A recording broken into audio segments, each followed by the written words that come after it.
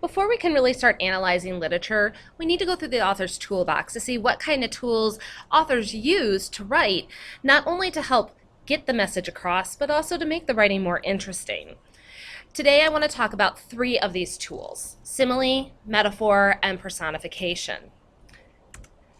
To start, a simile, as many of you probably already know, is a comparison of 2 unlike things using a comparison word such as like, as, than, or resembles. So if you're reading something and you see one of these comparison words, you need to look at either side of it and ask yourself, are 2 unlike things being compared? If the answer is yes, then you're looking at a simile. So for instance, I took a quote from Fahrenheit 451, Montag slid down the pole like a man in a dream. So here you have Montag being compared to a man in a dream. Now, great. So we figured out it's a simile. We figured out the 2 things that are being compared to one another. But now we have to really think, why? Why did Bradbury bother to give this description? Is it simply so we can visualize the way that Montag's coming down the pole? Or is there something more to it? So this is what I call going beyond the obvious, or analyzing. So in this case, Montag is really going down the pole on autopilot. He's doing what he has to do because he doesn't want to draw any more suspicion to him than he already has. And so he's going through these motions like a person in a dream, someone who has no control over what they're doing. Similar to the simile is metaphor.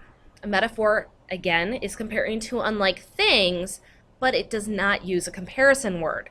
These are just more straightforward. The example I have for you is life is a journey, not a guided tour. Okay, so we've got life being compared to a journey, and we also have life not being compared to a guided tour. So first question I have to ask myself is, well, why is life like a journey?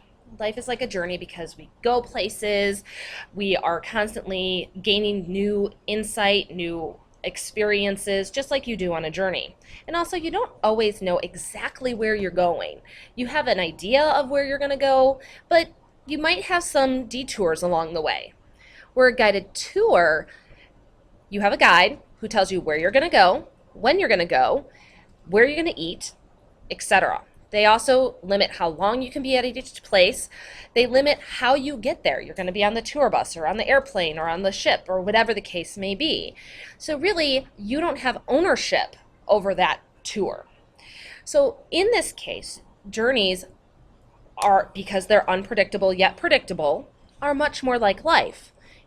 You can't just follow everybody else and have life be filled for you, because you will always have those detours and roadblocks. So there, we've just gone through the significance of this particular metaphor. Finally, personification. As you can see, there's a little electrical outlet dude here who's freaking out because, he's going to have some electrical plug pushed into his face. Personification is something that you have been exposed to since infancy. Think about Mickey Mouse. Here you have a mouse who acts like a human. He stands on 2 feet, he speaks, he wears clothing. So personification is any non-human thing that's given human characteristics. And it's important, they have to be given human characteristics, not animal characteristics. So I already gave the example of Mickey Mouse, but I'm sure many of you can think of other cartoons that have personified things. We have personification of images all the time, especially of animals, because we want to be able to relate to our surroundings, and sometimes we relate best by seeing how it is like a human in some way, shape, or form. Think about the fact that chairs, we say they have legs. Okay, why do we call them legs? Well, because we as humans have legs. So the example I have for you is actually from a Shakespeare play.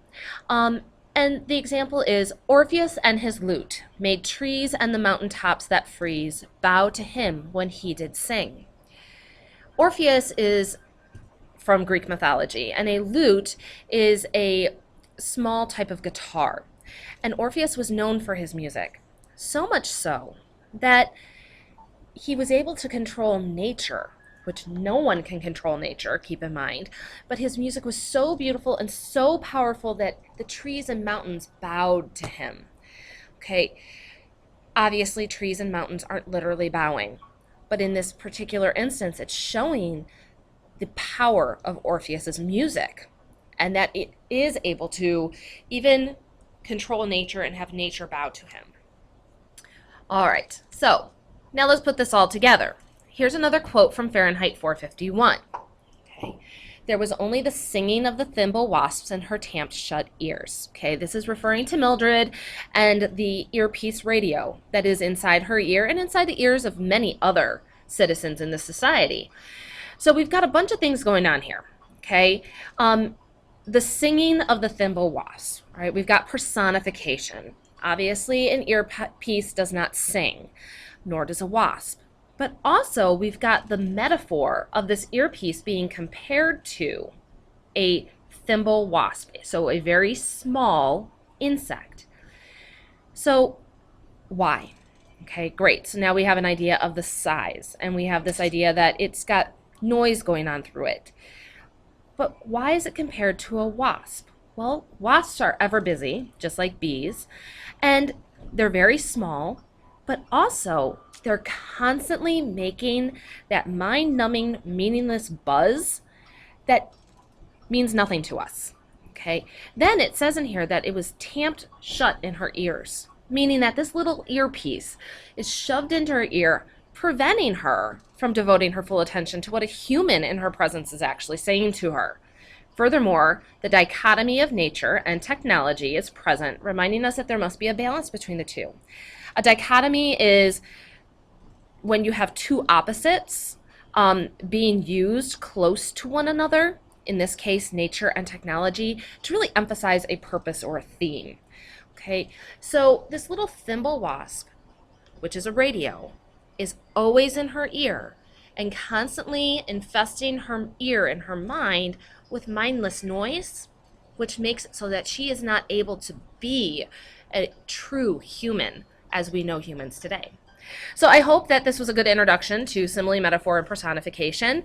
And tomorrow in class, we are going to be using this information and actually identifying literary devices and then going a step further with each of them.